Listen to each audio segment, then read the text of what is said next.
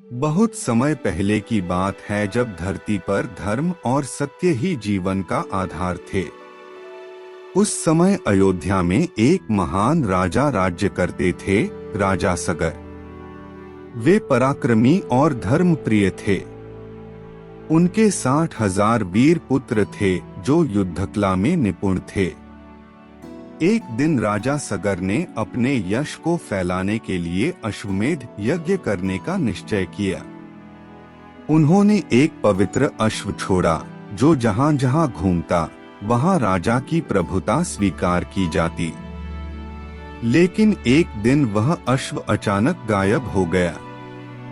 राजा सगर के पुत्रों ने क्रोध में आकर धरती, आकाश और समुद्र तक खोज लिया, परंतु घोड़ा कहीं नहीं मिला। अंततः वे पृथ्वी के गर्भ में उतरे और पहुंच गए महर्षि कपिल के आश्रम में। वहां वह अश्व खड़ा था। उनके मन में भ्रम हुआ कि महर्षि कपिल ने ही अश्व चुराया है। वे उन्हें अपमानित करने लगे। उस समय कपिल मुनि गहन ध्यान में लीन थे। जब उन्होंने नेत्र खोले तो उनके क्रोध की ज्वाला से सगर के सारे पुत्र वहीं भस्म हो गए। राजा सगर शोक में डूब गए। उन्होंने अपने पौत्र अंशुमान को भेजा कि वह ऋषि कपिल से क्षमा मांगे और अपने पूर्वजों का उद्धार करे। अंशुमान ने विनम्रता से प्रार्थना की।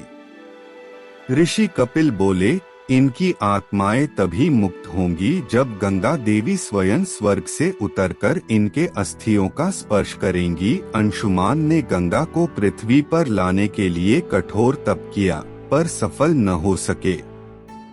फिर उनके पुत्र दिलीप ने भी वही प्रयत्न किया, परंतु गंगा नहीं उतरी। पीढ़ियां बीतती गईं। तब राजा दिलीप के पुत्र भगीरथ का जन्म हुआ, तेजस्वी, धर्मनिष्ठ और अटल संकल्प वाले। बचपन से ही उन्होंने यह कथा सुनी थी कि उनके पूर्वज अधोलोक में भटक रहे हैं। एक दिन उन्होंने अपनी माता से पूछा, माता, क्या कोई उपाय नहीं जिससे हमारे पूर्वजों को मुक्ति मिले? माता ने उत्तर दिया, पुत्र, केवल गंगा माता के जल से ही यह संभव है। लेकिन यह कार्य असंभव कहा गया है। भगीरथ ने प्रण किया, मैं गंगा को धरती पर अवश्य लाऊंगा, चाहे इसके लिए मुझे अपना जीवन ही क्यों न देना पड़े। उन्होंने राजसुख त्याग दिया और हिमालय की ओर तपस्या के लिए निकल पड़े। कठोर सर्दी, तपती धूप और वर्षा सब कुछ सहते हुए उन्होंने वर्षों तक ध्यान किया। उनका शरीर दुर्बल हो गया, पर आत्मबल अटूट रहा। अंततः एक दिन स्वर्गीय प्रकाश प्रकट हुआ।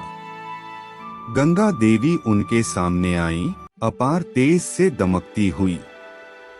उन्होंने कहा, भगीरथ, मैं तुम्हारी तपस्या से प्रसन्न हूँ, परंतु यदि मैं स्वर्ग से सीधे पृथ्वी पर उतरूंगी तो मेरे जल का वेग पूरी पृथ्वी को डुबा देगा। कौन मेरे वेग को रोक सकेगा? भगीरथ ने विनम्रता से उत्तर दिया, हे माता, मैं भगवान शिव से प्रार्थना करूंगा कि वे अपने जटाओं में आपको थाम लें। भगीरथ कैलाश पर्वत पहुँचे। उन्होंने भगवान शिव की कठोर तपस्या की और वर्षों तक ध्यान लगाया।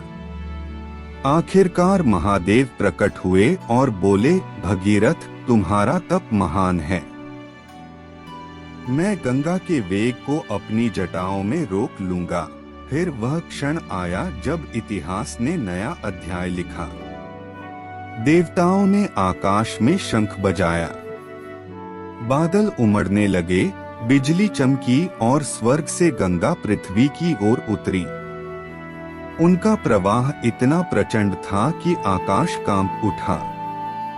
महादेव ने अपनी जटाएं खोली और गंगा को उनमें समेट लिया। पूरा संसार शांत हो गया। फिर शिव ने अपनी जटाओं से एक पतली धारा पृथ्वी की ओर प्रवाहित की। वह दिव्य धारा धीरे धीरे हिमालय से उतरकर धरती पर बहने लगी। भगीरथ गंगा के आगे आगे चलते रहे। गंगा माता उनके पीछे पीछे बहती रहीं। जहां जहां वह गई, भूमि पवित्र हो गई। अंत में गंगा कपिल मुनि के आश्रम पहुंची। जैसे ही उनके जल ने सगर के पुत्रों की अस्थियों को छुआ, एक दिव्य प्रकाश प्रकट हुआ। आकाश से पुष्पवृष्टि होने लगी। देवताओं की आवाज गूंजी, भगीरथ, तुम्हारा कार्य पूर्ण हुआ। तुम्हारे पूर्वज अब स्वर्ग को प्राप्त हो चुके हैं। तुम्हारे परिश्रम से यह पवित्र नदी अब भागीरथी के नाम से जानी जाएगी। भगीरथ ने गंगा माता और भगवान शिव को प्रणाम किया। उनके नेत्रों में आंसू थे, संतोष और भक्ति के आंसू। वह अयोध्या लौटे और गंगा तट पर भव्य यज्ञ किया।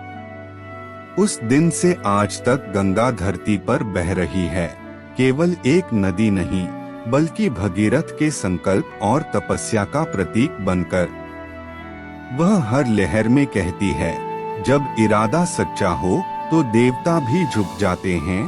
भगीरथ ने सिद्ध किया कि मनुष्य का अटल विश्वास ही स्वर्ग को धरती पर ला सकता है। भगीरथ की कथा हमें यह सिखाती है कि भक्ति, तपस्या और सच्चे उद्देश्य से कोई कार्य असंभव नहीं होता।